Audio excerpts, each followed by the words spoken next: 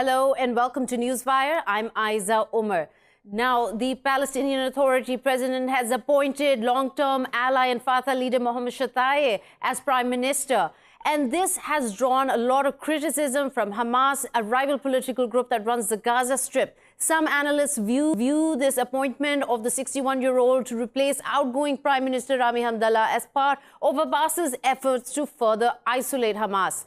What we will also be briefly touching at in this show are corruption charges that Benjamin Netanyahu is facing ahead of April general elections in Israel. He is the first Israeli prime minister to be put on official notice of a planned prosecution on charges of bribery, fraud and breach of trust. Now, what will this do and how will it affect this potential indictment of Netanyahu to the future of the Israel-Palestinian conflict, and also how the story unfolds? We'll be talking to our guests more on this ahead.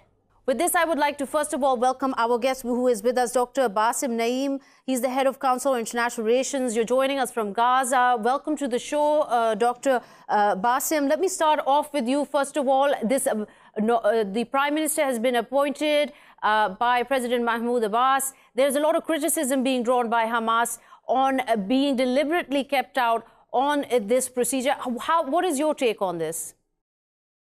Thank you very much.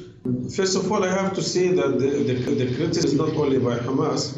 You can say it is a criticism by nearly all Palestinian factions, because we consider, the Palestinian factions, we're considering this government as an illegitimate government formed by an illegitimate president, because the presidential time ended in 2009, and since that time the renewal of the presidential time is based on no legal basis.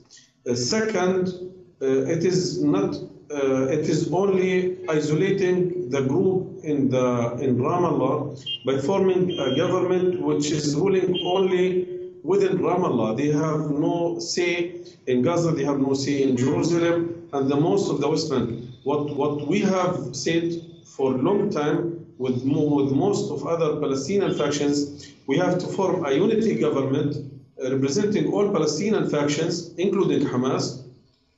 And this government have to prepare as a first duty of this government to prepare for a comprehensive elections, presidential elections, legislative council elections, and national council election to renew and to reform the whole political Palestinian system.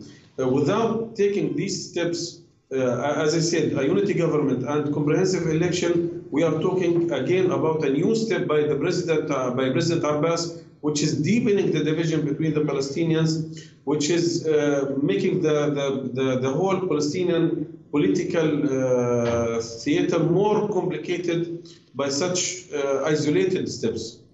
But Dr. Basem, what do you think gave Mr. Mahmoud Abbas the courage, the confidence to go ahead and do this, knowing that this disagreement between key political factions within Palestine is actually detrimental to the cause of Palestine? Simply because he failed to persuade all Palestinian factions, including Hamas and Jihad and PFLP and DFLP and other factions, smaller factions, to participate in the government. Then he decided, and he already sent the former Prime Minister Al-Hamdallah, he sent him home, and he is now working on forming a new government. When he failed to persuade all other Palestinian factions to participate in this government, he has no choice than to form an isolated government, which, as I said, it will only deepening the division between the Palestinians. And this is not the first time this has happened. This approach was also taken in 2007 when it came to the Prime Minister being appointed then, Mr. Salam Fayyad, right?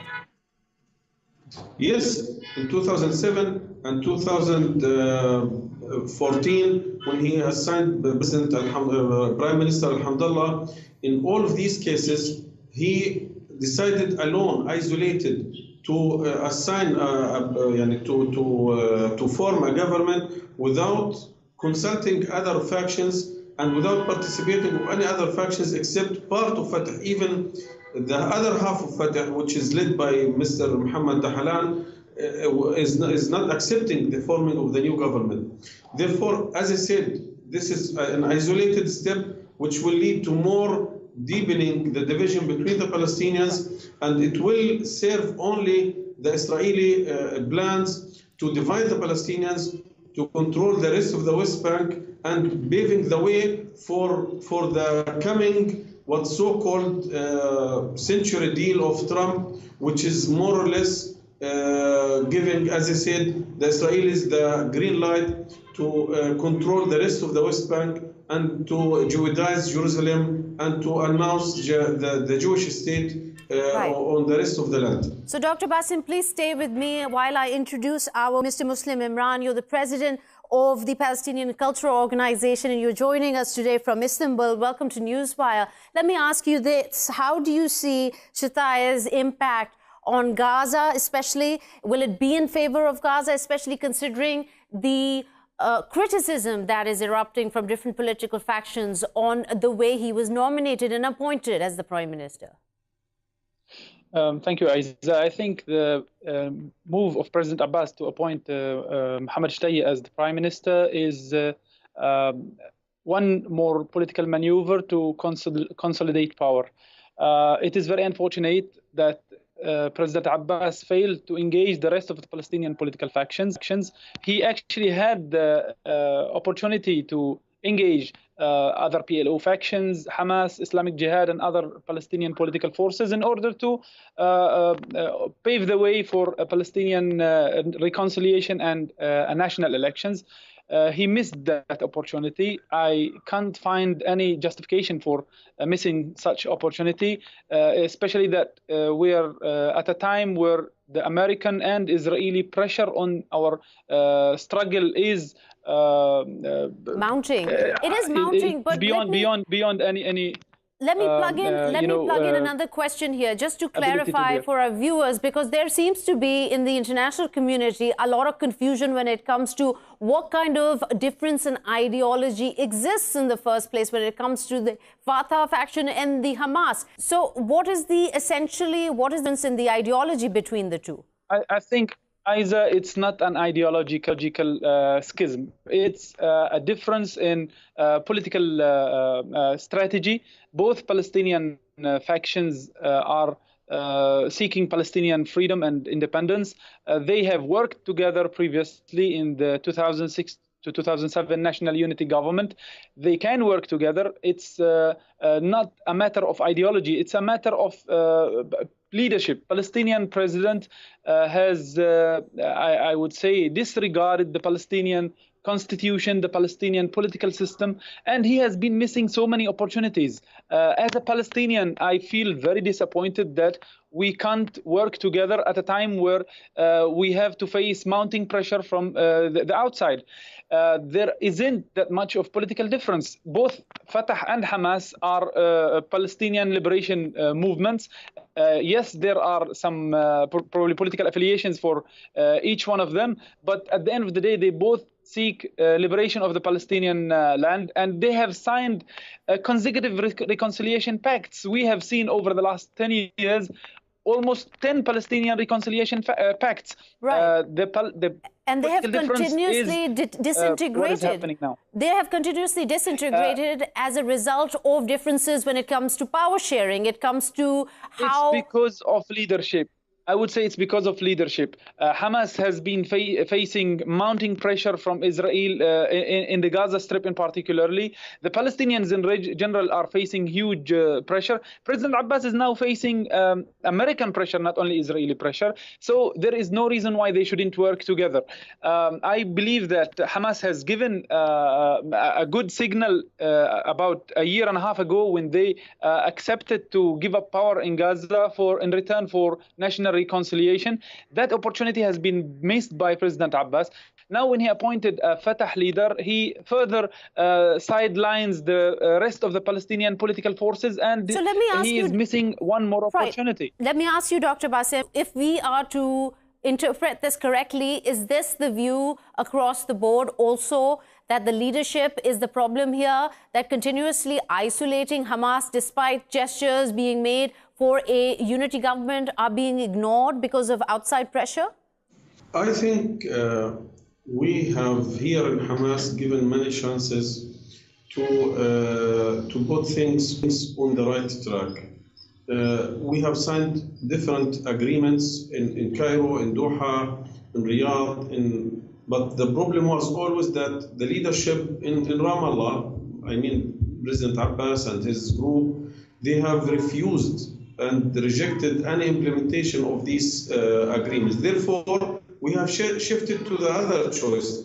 If a consensus between the different factions is not successful to put the national struggle on the right track, let us go to the second choice, which is election. We have said it clearly. If we form a unity government representing all Palestinian factions, and the main task of this unity government is to prepare for national legislative and presidential election, and we give the Palestinians the chance to decide who is the leader and how to lead, and what is the strategy of the Palestinian people in facing the coming pressure from the Israelis, from the Americans, and from the region.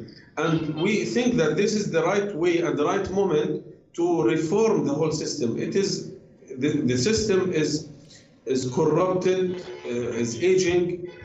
We cannot look today. PLO National Council is representing Palestinians, excluding Hamas and Jihad and PFLP and DFLP and half of Fatah led by Mr. Dahalan and other small factions.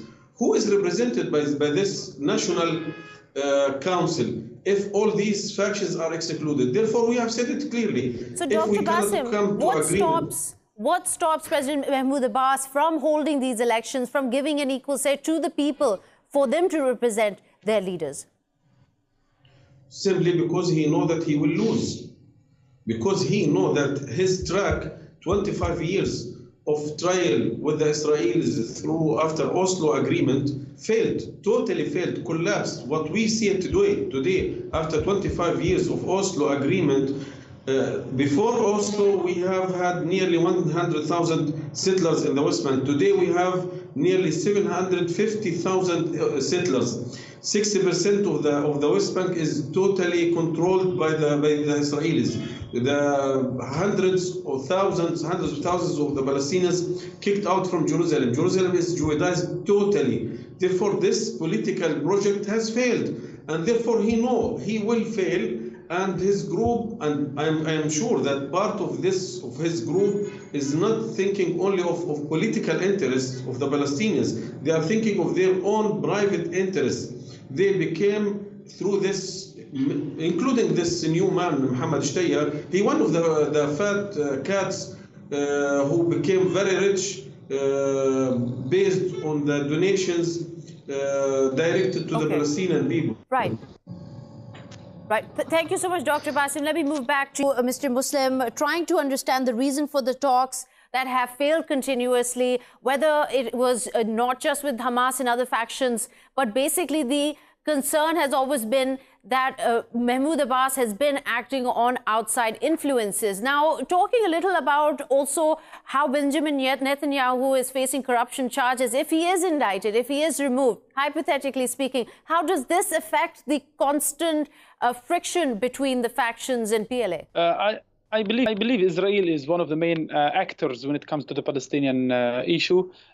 If Israeli influence over President Abbas and the political system was not there, Palestinians would have united long ago. In fact, Israel has used many instruments, including financial instruments, to further divide the Palestinians. And Prime Minister Netanyahu has made it clear several times.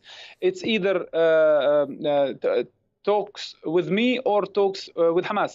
This was made clear to President Abbas. So his pressure and his government's pressure on the Palestinian political system and on President Abbas made it difficult for the Palestinians to reconcile. But again, President Abbas has to also make his choices clear. He cannot accept to succumb to Israeli pressures and to American pressures, and at the same time isolate himself from the rest of the Palestinians and isolate himself from working with Hamas and the rest of the Palestinian factions. We need a reconciliation. And I'm not talking about division of government portfolios. I'm talking about national reconciliation, national dialogue, a reform agenda where the Palestinian political system will be revived and reformed.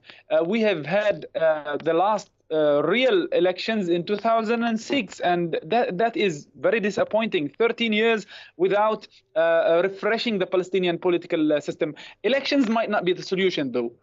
Palestinian elections might be held tomorrow, and most probably Hamas and other resistance factions will win these elections, and we will continue to face the same kind of divided political system that we have seen, because I don't believe President Abbas is going to accept the results of such elections. That's why I'm thinking about reconciliation as the way out. Palestinians have to sit down together, have to have a national dialogue, have to think of their struggle, of their strategy, how to end Israeli occupation.